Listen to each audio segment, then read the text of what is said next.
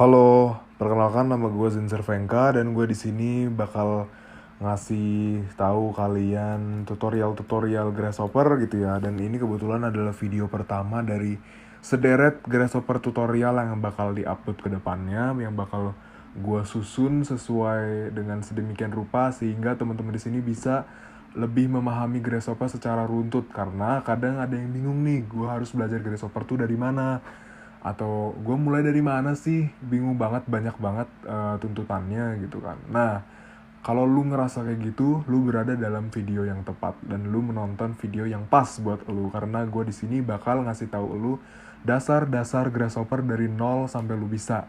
Oke? Untuk yang pertama, gue pengen kenalin lu dulu user interface-nya biar lu pada lebih familiar dan lu nanti nggak akan nanya-nanya lagi tentang bagaimana pakai ini, pakai itu di video-video tutorial berikutnya karena basicnya udah lu kuasai. Dan gue harap video ini bisa ngebantu, jadi mohon dukungannya, bantu gua dengan subscribe ya dan klik tombol notifikasi buat updatean video-video yang bakal gua upload nanti. Oke, masuk aja ya kita ke video utamanya. Oke, langsung aja kalian buka Rhino-nya. Nah, yang gue pakai ini Rhino 07 atau Rhino yang terbaru masih ada 8 sih, tapi gue belum download yang itu. Nah, masih beta kalau nggak salah. Terus kalau mau lihat Grasshopper ada di mana, adanya tuh di tab standar di sini. Ini ya, kelihatan kan? Nah, bisa juga pakai komen Grasshopper, kita ketik aja. Tapi buat yang Rhino 5 atau Rhino 4, kalian gak perlu takut, Grasshopper tetap ada, tapi kalian harus download dulu di websitenya, di grasshopper3d.com. Di sini ada yang buat Rhino 5, ada yang buat Rhino 4. Tapi ini udah versi old, tapi Grasshopper-nya masih bisa nyambung gitu loh. Oke, lanjut. Ketik aja Grasshopper di sini. Ya kan? Ini ada hijau-hijau, berarti tandanya Grasshopper. Nah, begini nih bagian depannya. Bagian depannya ini ada muncul kayak semacam tutorial dari tutorial bawaannya gitulah, help gitu. Nah, kalian bisa belajar dari sini juga, nggak ada ruginya buat lihat-lihat gitu kan. Karena ini emang yang pengen ditawarkan oleh yang nge-develop program Grasshopper gitu ya. Oke, kita skip aja. Nah, ini Grasshopper tuh kayak gini. UI-nya pas kalian baru masuk atau baru nge-comment. Ini ada kotak 3x3. Ini isinya adalah misalnya file kalian yang baru di save, kayak recently saved file gitu. Jadi kalian gak perlu takut nih file GH gue di mana ya gitu. Atau file GH kan gak bisa di preview di Windows gitu ya. Kayak bisanya tuh dia tuh filenya bentuknya kayak gini loh. Kayak misalnya gini. Nah ini kan kayak gak ada previewnya nih. Lihat ya, kita lihat extra large. Dia gak ada viewnya, gak bisa di preview. Tuh, no preview available. Jadi kalian gak perlu takut karena tadi yang kotak 3 tadi tuh bisa sekalian nampilin previewnya gitu. Nah, kita buka aja ya, ini new document. Ini canvas namanya, yang cream. Yang cream ini namanya canvas.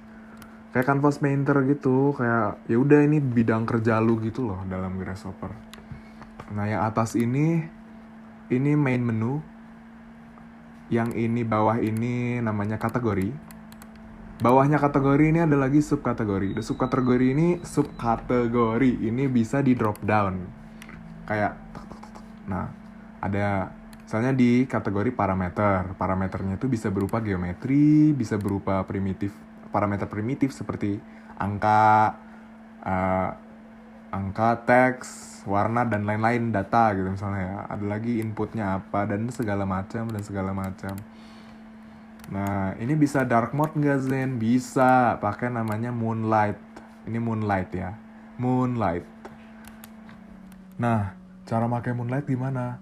BTW Moonlight ini adalah sebuah plugin ya. Gue download dari Food for Rhino. Nanti gue taruh linknya di description box di bawah. Kalian bisa install sendiri.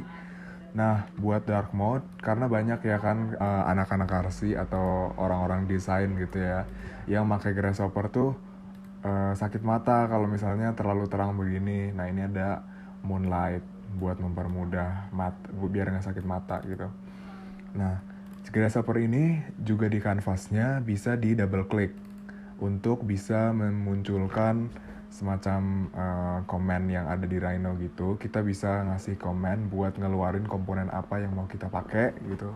Ini gue tadi double click. Nah, ya udah gue ketik aja di sini misalnya, oh ya, BTW buat matiin atau nyalain sesuatu di grasshopper itu perlu tombol ya kan, tombol atau saklar atau semacam itu. Nah, di grasshopper itu ada dua jenis tombol yang utama. Yang pertama namanya button. Nah, yang kedua namanya boolean toggle. Boolean toggle. Nah, ini. Button itu fungsinya buat kedip doang, atau kita pencet, pas udah nggak dipencet, dia bakal balik lagi seperti semula. Misalnya gini ya. Tak, ini bakal jadi gelap, tapi pas kita tarik, nah, ini bakal jadi light mode lagi. Jadi dia harus ditekan terus gitu. Untungnya ada boolean toggle yang di sini fungsinya sebagai saklar, bukan buat tombol. Kan ini udah ke connect. Cara ngedisconnectnya gimana? Ya udah, ini klik kanan.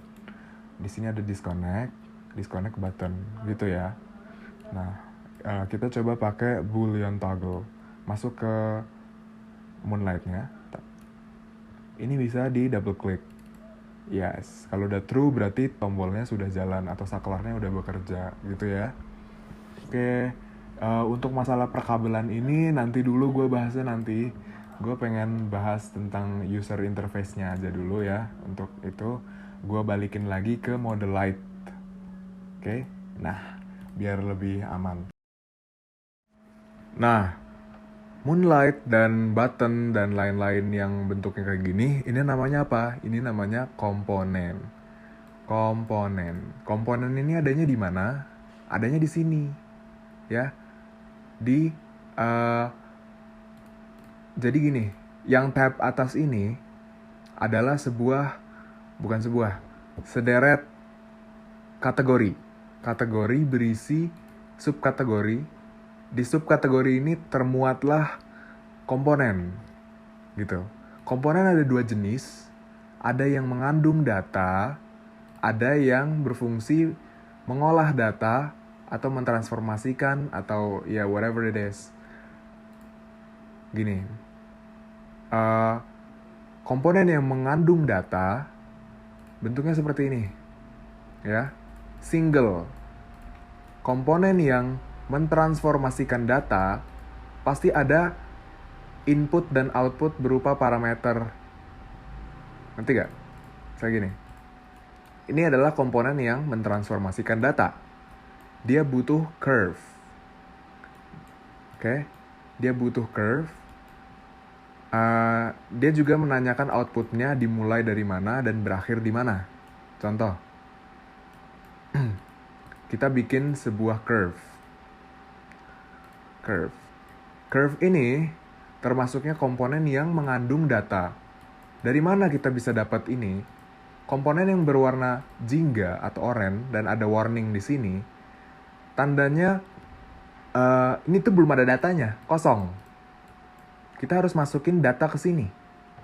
Datanya berupa apa? Curve. Kita bikin dulu curve-nya di sini ya. Asal aja dulu, kan mau tutorial. Kita bikin curve-nya di sini. Ini ada curve. Kita masukin curve-nya ini ke komponen. Klik kanan di bagian komponen ini. Set one curve. Nah, udah ada nih. Ini udah muncul data curve dari sini, udah masuk ke sini. Dia akan berubah menjadi light gray. Paham? Light gray tandanya sudah terisi dengan data. Ini kita mau transformasikan. Ada sebuah komponen yang khusus untuk mentransformasikan. data yang udah ada. Dia mengandung data, ini mentransformasikan. Connect aja. Tak. Gitu kan. Ini kan curve. Yang diminta curve. Curve ketemu curve, nyambung. Betul? Oke. Gitu ya. Itu contoh UI UX dari bagaimana komponen ini diaplikasikan. Tapi untuk komponen ini ya, nanti gue bakal buka sesi khusus pembahasan tentang komponen-komponen. Kalian jangan khawatir, ini gue mau fokus ke UI UX. Ini adalah kategori. Kategori di display sebagai tab. Ya. Di bawahnya tab, ini ada namanya komponen palette. Komponen palette itu disusun dalam dalam subkategori. Kayak misalnya ini lemari gitu ya. Ini lacinya gitu. Lacinya bisa ditarik keluar, isinya apa aja. Ini beda lemari gitu. Kalian mau nemu apaan aja ada di sini. Tapi by default dia cuma sampai dari parameter sampai display. Ini kalian gak usah pikirin ini add-on atau plugin. Ya dapatnya dari Food for Rhino. Ada Ladybug, ada Karamba. Ini buat analisis struktur, buat analisis thermal dan segala macam. Nanti kalian download aja, bisa di Food for Rhino. Ada Grasshopper plugins, download aja, aman. Begitu ya. Bagian main menu, ini kan ada file, edit, view, display, solution, dan help. Di help ini ada tutorial files yang tadi gue sempat bahas di awal, kalau nggak salah ada 7 itu. Kalian bisa akses di sini juga. Terus yang paling penting sih ini ya, file itu bisa buat nge-save atau nge-export image. Nanti gue kasih tahu caranya nge-export image. Terus di bagian ini display ini penting banget. Oke, buat masuk ke display kita harus tahu dulu kan bagaimana bentuknya gitu. Oke, tanpa berlama-lama kita bikin bentuknya aja kali ya, buat tutorial tipis-tipis. Gue nggak mau yang muluk-muluk, kita bikin ini aja sederhana, box kotak gitu, kerdus ya, kerdus isinya kucing, astaga, bukan. Oke. Bikin boxnya tuh box rectangle ini ya. Gue di sini nggak mau ngejelasin ini dari mana, ini dapat dari mana.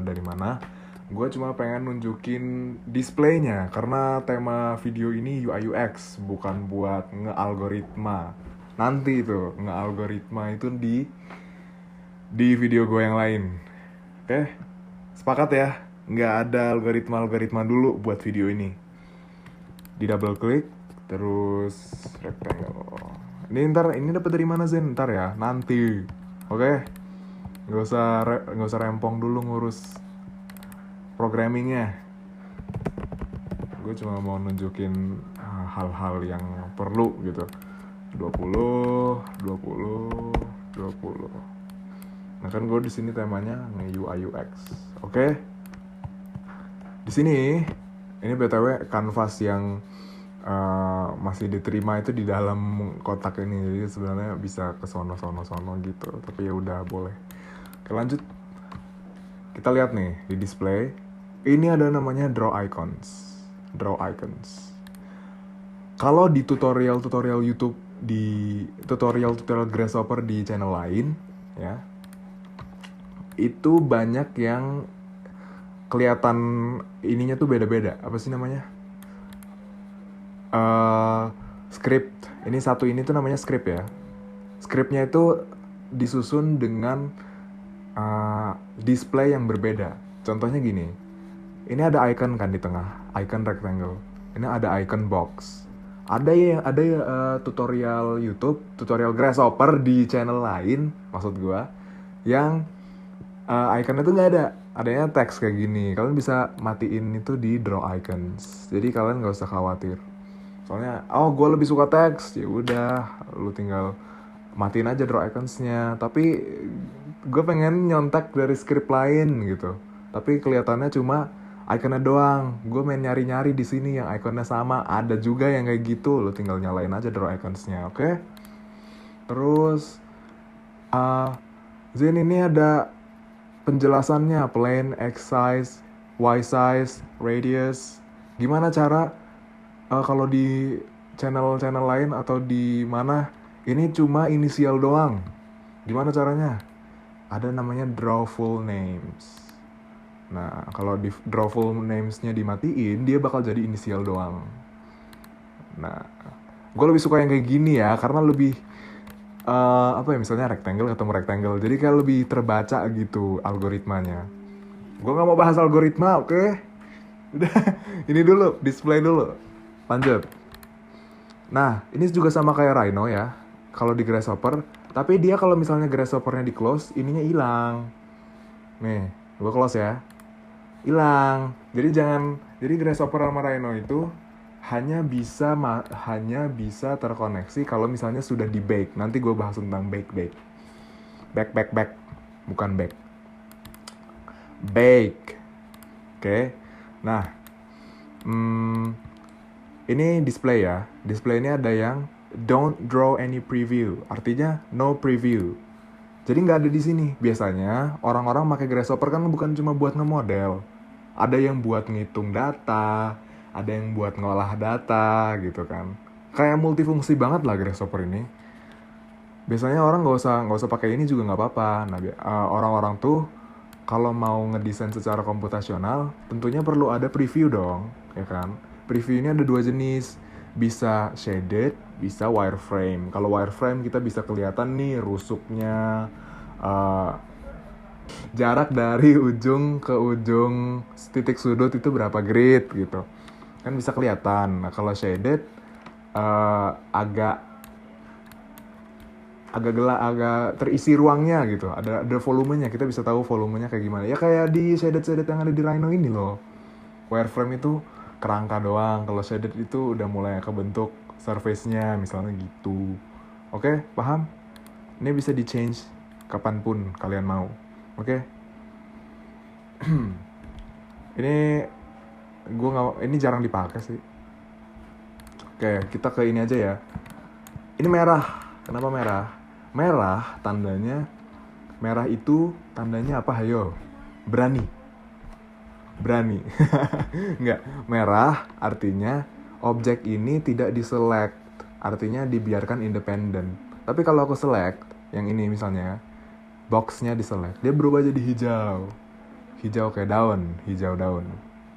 Terus kalau misalnya gue matiin nih selectnya, dia merah lagi. Nah, jadi hijau-hijau ini bisa kelihatan tergantung komponen mana yang kita select. Kita mau nge-select rectangle-nya doang, kelihatan nih hijau-hijau. Kita mau nge-select plane-nya doang, yang ini kelihatan kan. Mau select semuanya, set, kelihatan. Oke. Bisa nggak sih? Gue nggak suka warna merah, nanti gue marah kayak banteng. Bisa, lu mau ganti kalau misalnya lu nggak suka merah. Di preferences sini. Oke, nah di preferences ini kalian bisa lihat kan ini warna. Kalau di by default dia itu merah sama hijau emang, tapi lu bisa ganti juga. Caranya gimana? Caranya klik kanan di bagian warna. Di bagian warna lu ganti. Misalnya lu mau ganti warna ungu gitu. Nah, bisa aja. Atau ini dokumen material itu tempat di mana lu bekerja sekarang. Kalau template-nya nanti kalau misalnya lu restart atau gimana gitu. Nah, ini bisa lu ganti. Terserah. Tapi gue pakai merah dulu aja ya, karena emang orang-orang tuh Grasshopper-nya pada merah sama hijau gitu. Jadi biar lebih memudahkan dalam tutorial ini yang berlaku buat general gitu ya. Gue mau pakai ini biar orang-orang tuh pada lebih familiar dengan Grasshopper yang mereka punya, karena mereka tuh kadang malas buat ganti-ganti gini. Nah, di preferences itu termasuknya Grasshopper setting ya, adanya di di file preferences. Ada display, ada fonts, nih fontsnya ya. Fontsnya mau apa? Terus ada ini lu bisa utak-atik sendiri dah. Ini palet buat komponennya. Komponen itu nanti ada berbagai warna juga. Ada yang merah, ada yang yellow gitu. Yellow jingga. Yellow juga ada sih. Terus ada Markov widget dan lain-lain. Ini ada Markov dan profiler, oke? Gue pengen kasih tahu nih tentang Markov dan profiler ini ya. Markov itu biasanya yang ini nih. Markov ini nih. Prediksi apa yang akan kita lakuin setelah ngelakuin ini. Maksudnya orang-orang tuh banyak yang menggunakan ini setelah mereka bikin ini. Gitu. Gue bikin ini. Orang-orang tuh banyak mengeluarkan komponen ini setelah mereka bikin hal yang sama. Ngerti gak? Jadi kebaca dari Markov ini. Misalnya ada box. Orang-orang tuh kebanyakan pada pakai twist misalnya. Atau box ini bisa dimodif dengan twist misalnya. Misalnya masukin geometrinya di box gitu kan. Nah, twist itu butuh apa aja? Axis, angle, infinite gitu kan. Axis biasanya. Axis itu diciptakan dari mana? Dari line gitu. Sumbu dari sumbu yang ada pada, misalnya kita bikin sumbu garis gitu ya. Nah, ini belum ada. Ini kenapa merah, oranye kabelnya? Karena nggak ada data yang masuk, nggak ada data yang lewat dari kabel ini. Masalah perkabelan nanti gue bahas lagi. Oke. Komponen ada di video yang kepisah. Ini masalah UI UX doang. Gue mau fokus ke UI UX. Gue udah berkali-kali bilang ini cuy. Nah lanjut ya. Markov. Ini namanya Markov. Yang ada di bawah ini. Terus ada lagi.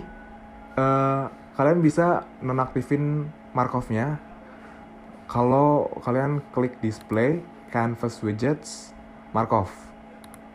Ini hilang. Oke. Ada lagi nih namanya align. Align ini fungsinya kalau misalnya ini kelihatan berantakan, kalian bisa tata dengan rapi gitu. Kok ini number slidernya satu di sebelah sono, satu di sebelah sini. Rapiin dong kak, gitu kan. Jangan berantakan. Bisa select aja number slidernya, rapiin secara misalnya kalau vertikal. Kalau vertikal kan dia bakal sejajar, makanya kita rapiin horizontal. Nah, ini bakal sejajar sama ini. Ini ya, ini nih yang panah ke atas, tengah, panah bawah. Itu fungsinya buat itu. Ini juga pengen disejajarin misalnya ini sejajar. Berarti pencet yang ini kan. Tak. Ini sejajar.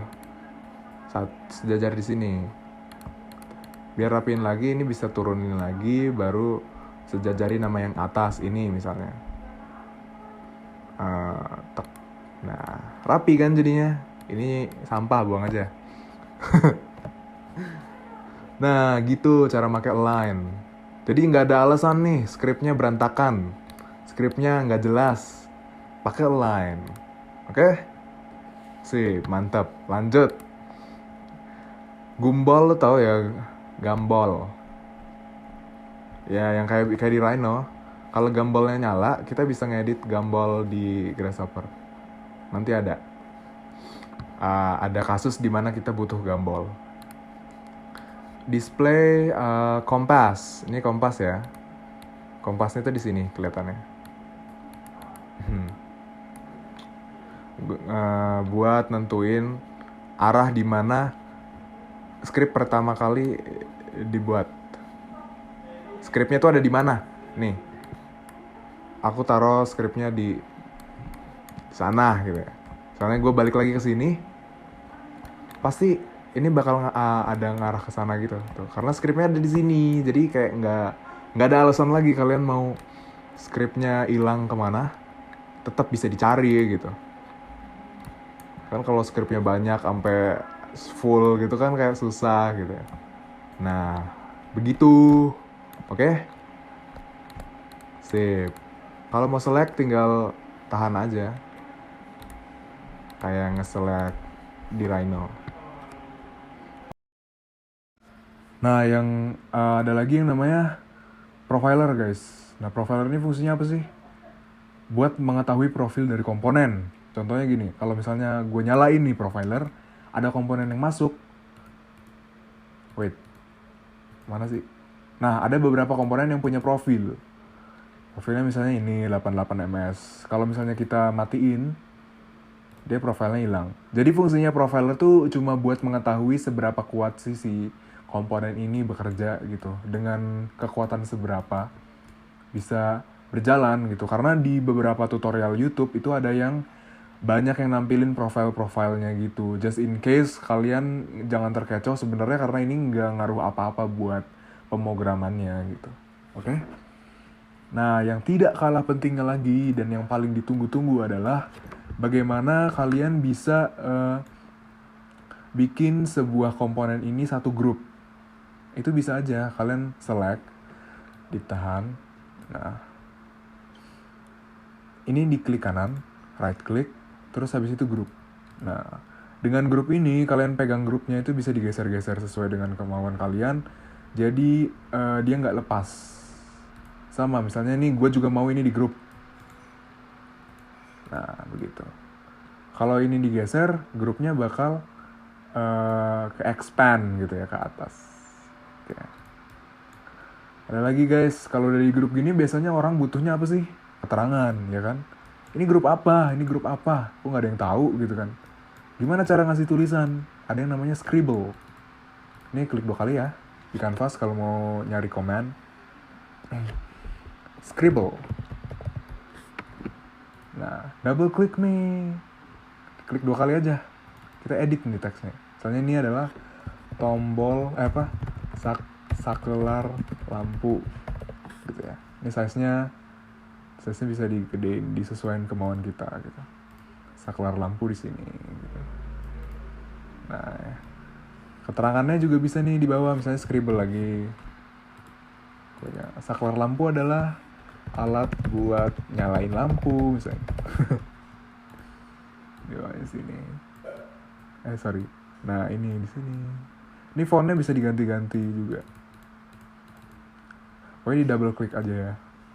Terus fontnya misalnya mau ini gitu.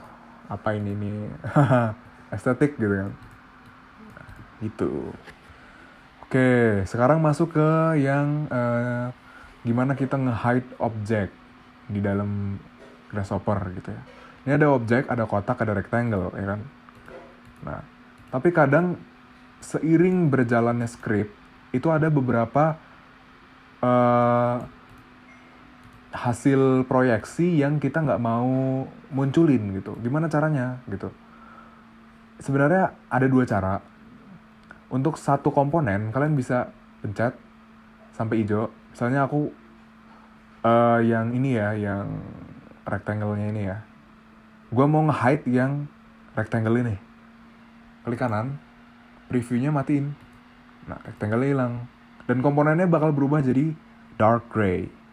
Kalau light gray, artinya dia nyala, dia aktif, dan dia terlihat di viewport. Kalau ini gue nyalain lagi, dia harus di tengah ya. Preview. Gitu. Oke. Dia bisa munculin lagi ininya. Gimana kalau mau nge-hide-nya bareng-bareng? Klik semua.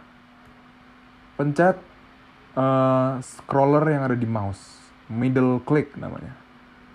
Tek. Ini ada yang disable, ada enable. Jadi di disable aja, hilang. Nah, ini semua berubah menjadi dark gray, artinya semuanya hidden. Oke? Munculin lagi gimana? Select, klik middle click, enable preview. Oke guys, jadi mungkin buat video kali ini sekian aja dulu ya tutorialnya.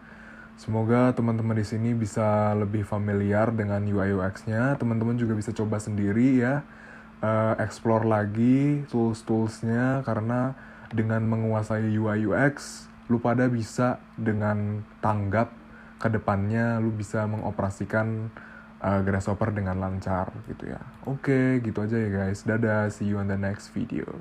Bye.